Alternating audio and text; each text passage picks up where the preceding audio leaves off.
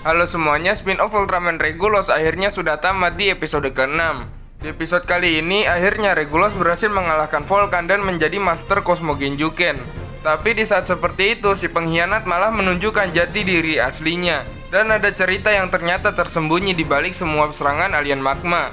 Apa saja itu dan bagaimana ceritanya? Ayo kita masuk ke pembahasan spin-off Ultraman Regulus episode terakhir. Episode diawali dengan Volcan yang sedang menyuntikkan racun untuk meningkatkan kekuatannya. Duel antara Volcan dan Regulus pun berlanjut. Akan tetapi, hal yang dilakukan Volcan itu tidak berguna karena dia masih belum bisa mengimbangi Regulus. Regulus mengeluarkan tendangan kuat yang menggabungkan dua kekuatan Cosmobisnya. Volcan yang sudah lemah akhirnya benar-benar tidak berkutik.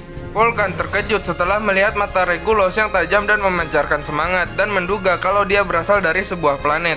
Regulus bingung mendengar hal itu. Volcan tertawa mengetahui Regulus yang tidak tahu tempat asalnya sendiri.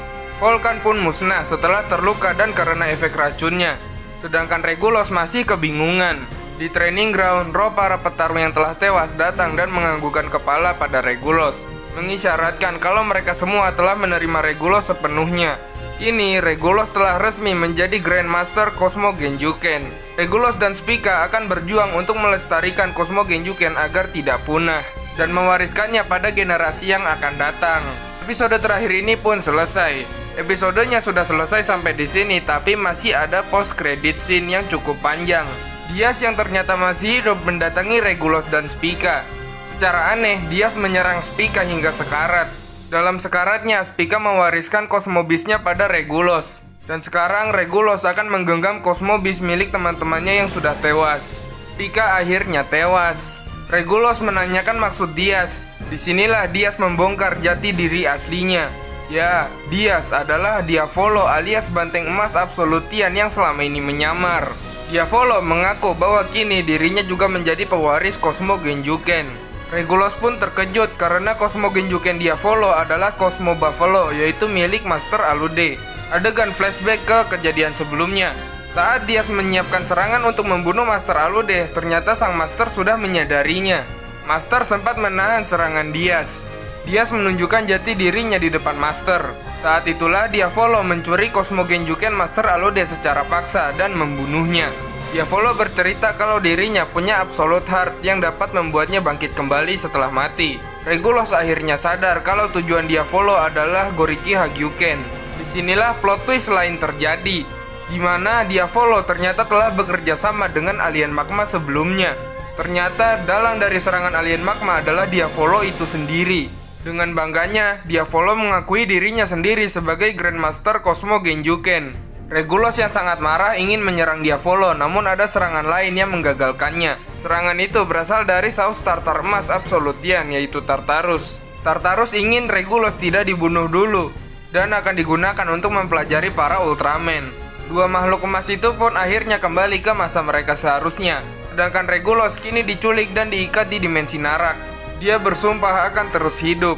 Dan spin-off Ultraman Regulus pun benar-benar selesai. Oke, jadi itu tadi adalah alur cerita spin-off Ultraman Regulus episode terakhir. Episode yang ternyata ada plot twistnya juga. Sekarang admin akan coba bahas poin yang lain. Tentang tempat asal Regulus ini masih menjadi misteri. Tapi hal itu berhasil membuat Volcan terkejut. Mungkin saja tempat asal Regulus adalah planet yang legendaris.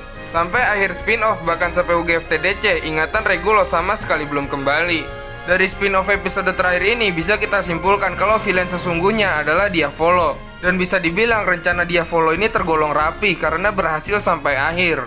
Walaupun begitu, ternyata Master Alude sudah sadar kalau ada yang aneh dengan Diaz. Dan karena Master selalu memperhatikan Diaz, maka Diavolo pun bekerja sama dengan alien magma. Seperti yang kita tahu kalau Diavolo mengincar Cosmo Genjuken yang paling kuat, dan itu adalah Cosmo Buffalo milik Master Alude. Karena Master Alude kuat, rasanya tidak mungkin jika Diaz membunuhnya secara langsung. Maka dia bekerja sama dengan alien magma yang ternyata bisa melukai Master Alude hingga tidak bisa melawan. Setelah Master terluka, barulah Diavolo melancarkan aksi liciknya. Kurang lebih itu rangkuman dari admin ya tentang rencana Diavolo yang ternyata mulus banget. Diavolo sempat mengakui dirinya sebagai Grandmaster Cosmo Genjuken. Harusnya hal ini dia lakukan karena dia memiliki Cosmo Genjuken yang paling kuat. Yang padahal dia belum tentu menguasai teknik bertarung Cosmo Genjuken itu.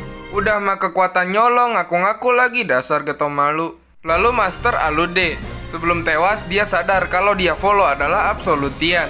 Nah, tapi kan Diavolo tidak pernah menunjukkan jati diri aslinya sebelumnya.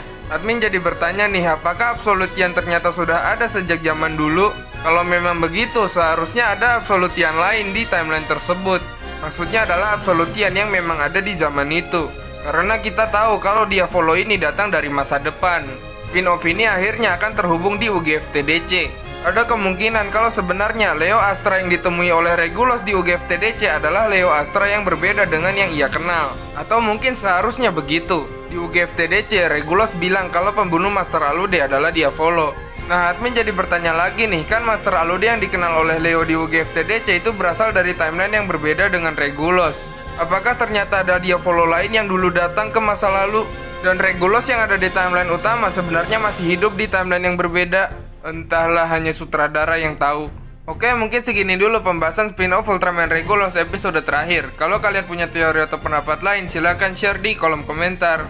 Terima kasih sudah menonton, jangan lupa subscribe dan sampai jumpa di video selanjutnya.